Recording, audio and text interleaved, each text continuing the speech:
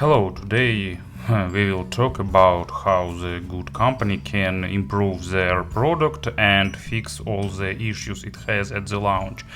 About, I don't know, half a year or maybe a bit more, about a year ago, TRN released pretty popular device. It's a true wireless stereo Bluetooth adapter that was created to turn your regular earphones into TWS ones.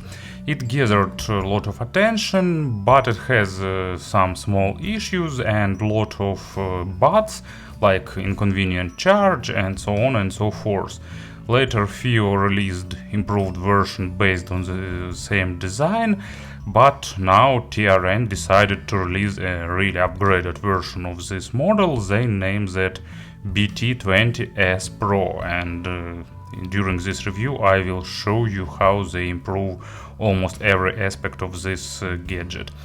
And price is about $70. Actually, yeah, it's $70, and for additional $10 you can get replaceable cables, so you can get different connection types. So let's proceed to the review. Actually, here I will add link to the description, so that's all we need to say. The box is small, pretty convenient. You can see that there are 3 stock versions. It's related to the stock cable you will have. On the back side, basic specs, so they support aptX and AAC codecs, about 10 meters connection range, and it's more or less so. Connection quality is normal, so there are some hiccups, especially when there are a lot of interference outside, but still pretty normal connection quality. Battery capacity 80 milliamperes per hour, and it will give you about 8-9 hours of work. And additionally, this case can give like 5, 6 or even 7 additional charges, so pretty long work time considering the case. And inside of the box, actually all you will have is this case. Also short manual and warranty card, but it's not that interesting. So now they provide the charging and storage case. It's made of fox leather. Actually, many people were expecting some kind of plastic, but of course this fox leather looks better. And inside here is USB-C charging cable, so you can see they implemented USB-C for charging, and both adapters have the magnet and they store and charging case. So hooray, no need to carry the case to carry the cable with you. So here is the left one. Let's have some inexpensive and nice in-ear monitors. Actually, we'll see will they fit inside of this case or not. Smaller ear IEMs you can store inside of case and they will be okay. These ones, actually one of the biggest, you need to be careful and check that they fit the charging contacts, and then with a bit of efforts actually you can see that they fit inside of case. So of course it's not perfect in terms of protection, so better avoid some stress, and probably it would be better if they made some dip here, so additional dip, and many earphones will fit inside and it will be okay. But probably they decided to put the big battery inside. Anyway, it's okay for everyday usage and it works. Basically, the adapters themselves are really simple. You just wear them over the ear. Ear hooks have pretty good force, so they are pretty reliable, made of nice silicone. Of course, this thing looks like some weird hearing aid, and wearing 2 of them probably will cause you looking sometimes strange, but who cares about that, especially if you have some active exercises or something like that. Here are LED indicators. Actually, they are absolutely symmetrical. buttons, so you can navigate tracks, you can accept, reject call, play, pause. Unfortunately, there is no volume control from the buttons. And here are microphones. I will add microphone test a bit later. And the nice thing that TRN also implemented, it is a replaceable, I don't know, is it adapters or cables? So basically you can buy the one pair of adapters and you can buy spare cables. For about $10 you can have MMCX 2-pin, recessed 2-pin, so different options are available. Build quality is nice, good plastic. I'm not sure about the IPX protection level, but actually I think even if you will be actively exercising, you won't damage them with sweat, but it's more of my assumption. So, as you can see, TRN addressed almost all issues they have. Now they have replaceable cables, so you can use it with different earphones. They have charging and storage case, and also they've improved the internal schema. Here use QCC 3020 with spatial antenna, so connection quality improved. And unfortunately they have background noise, but actually all such adapters have background noise. It won't be an issue with regular earphones, but with Solaris the background noise is audible. But of course so Solaris are not created to be used with such adapters because they are hypersensitive. So regular models that you will most probably will use with them, like TRN, KZ, CCA, and so on and so forth, won't have big issues. And of course you can use both of them separately, just left, just right, so all that features are available. And here is traditional microphone test. I'm recording this part using the built-in microphone of TRN BT20S Pro, just wearing them on my ears, and actually that's how they sound. Of course, lossy compression of YouTube will distort sound a little bit, but anyway, it can give you an idea of the microphone quality. And of course about the sound, actually it's hard to tell about the sound for such adapters because their sound will be the sound that you will get with your earphones, because you can change the representation in wide range using the different earphones. And actually sometimes I think that idea of buying such adapter and like few pairs of inexpensive models, like for example, I don't know, KZ ZSX for more or less balanced representation, ZAX for more bassy, and let's say TRN VX for the natural and monitoring representation is just a good idea, and you can change the sound so you won't get bored, because you will spend like I don't know what it will be, less than $200, but you will get probably one of the best possible sounds in the true wireless segment.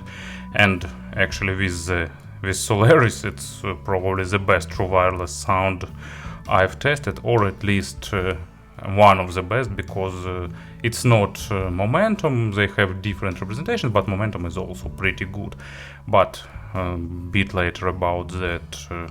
And I did some comparisons with the wired connection to distinguish what this adapter gives, and in general it's pretty natural with a bit highlight of the low frequencies. And of course the main difference with cable is just the artifacts of the Bluetooth compression. First of all, you will lose a bit of bass depth, but still with earphones that have good deep bass it will sound okay. So Solaris is a great example. I understand that no one will use it in such combination, but of course most of all because of background noise. If it will be a bit less noticeable with super sensitive earphones, I'd probably stick with them. Maybe TRN will release some kind of wire with the resistor inside, so it will work as attenuator, reducing the power of this adapter. But or you can get some high-end earphones with less that are less sensitive. I'll probably get the 2-pin cables, 2-pin adapters, and will try them with my Kaiser cores. I'm pretty sure that it will be great powering. But anyway, the base is pretty well controlled. It has normal resolution. Actually, for true wireless model, I can say it's good, or even better than good. Not exceptional, but really good. So nice control, good, impactful, low frequencies. And as an example for that, pretty obvious choice from my side, Lose Yourself to Dance by Daft Punk, and tight, impactful, enjoyable bass line, really good, represented by TRN and earphones that you can connect to them. Mids have also good resolution for the true wireless model, normal comparing with wired ones. They shows a bit of artifacts of compression, but of course it's when you're going into nitpicking. And still it's one of the best options in the wireless world that you can get. Nice imaginary stage, maybe slightly above average, sometimes slightly below average. It depends on the earphones that you will use, but anyway, nice representation, pretty realistic and lifelike, with nice balance of weight and detalization. As an example, I decided to choose another track, so all artists today will be on the letter D. So David Bowie, Girl Loves Me, nice track, and it's still said that Bowie passed away, but he left us really great album. And of course there are a lot of electronic effects, but the most interesting part, of course, it's Bowie's voice, and it's sounding really, I can't find the proper word, properly mystical, properly engaging, properly, it's not emotional, but with that tiniest nuances of emotions he shows in this track, they really managed to deliver it in normal way. So I'm saying good, normal, okay, but of course it's everything with the addition for the true wireless, because you need to understand that. And treble also have average extension. It's also because of the aptX codec, but they are pretty well controlled. Of course, it's not like something audiophilic with rich layering and superb overtone saturation, but at least resolution is nice. They are not trying to highlight it, and a bit of additional bass actually makes them a bit not warmer, but a bit less dominating, makes treble a bit less dominating, and because of that they sounding really comfortable. Not that soft and kind of treble that will suit even treble phobic, still no, but resolution is okay, and they're not too sharp, too sibilant, at least at my scale.